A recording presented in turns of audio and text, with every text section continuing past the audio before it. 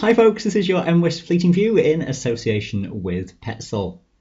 Looking at this weekend, and Saturday is the better of the 2 days. Still a windy picture across the mountains, up to gale force on some higher tops in Scotland, particularly further northwest, and there will be some rain with some snow flurries across the higher slopes, above around 900-1,000 metres or so, most frequent around Skye and the western coastal mountains, but a few areas of showers will feed further inland as well.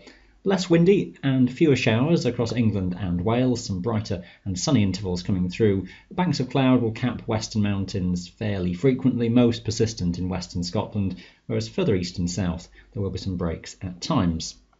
The ongoing weather story into Saturday night and Sunday starts to see things deteriorate again as an area of low pressure comes in from the Atlantic. Winds will strengthen, rain will sweep in, this going forwards in 3-hour time steps, and by dawn on Sunday turning pretty wet across most western regions.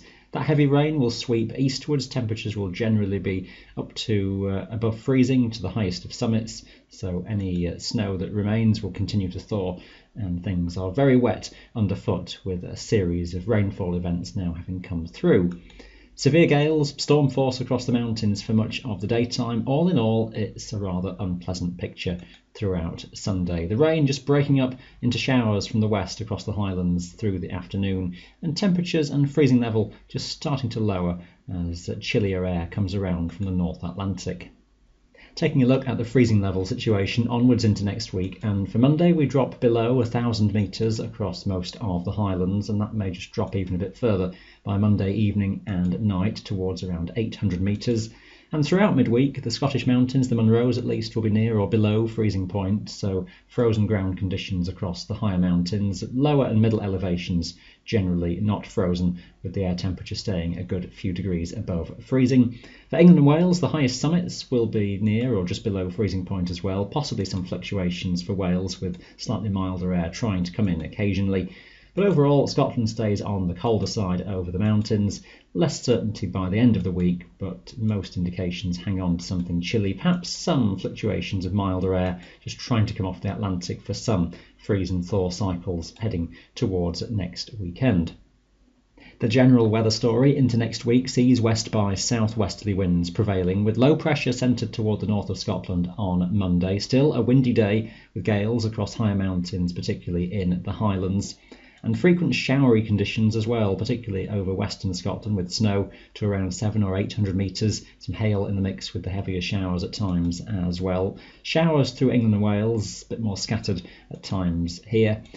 Showery situation continuing into Tuesday too, with the wind perhaps not quite as strong at this stage, but still giving considerable chill factor across higher terrain.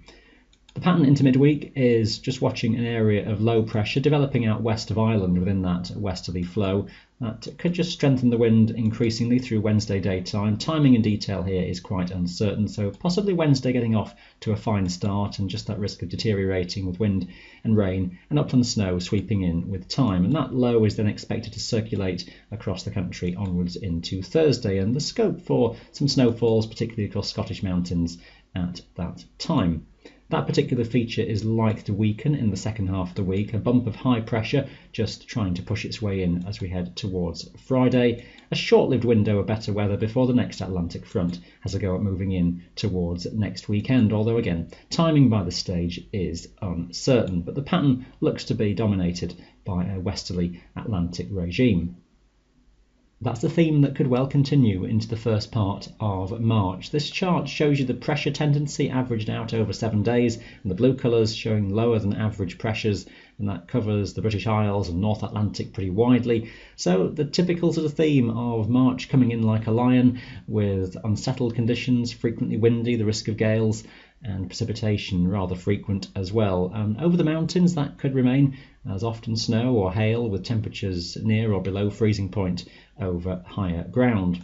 Further onwards into mid-March, and the indications start to show higher pressure rebuilding around Scandinavia and Eastern Europe as well. The exact position of such a high would then dictate what sort of temperatures we might get. If it goes into a cooler southeasterly regime, it could be a pattern much like what we've just seen during mid-February. If the Atlantic is still more in charge, then things could be somewhat on the milder side. A long way off enough to start getting too much detail out of that, but just gives you some indication where the patterns might be going in the weeks ahead.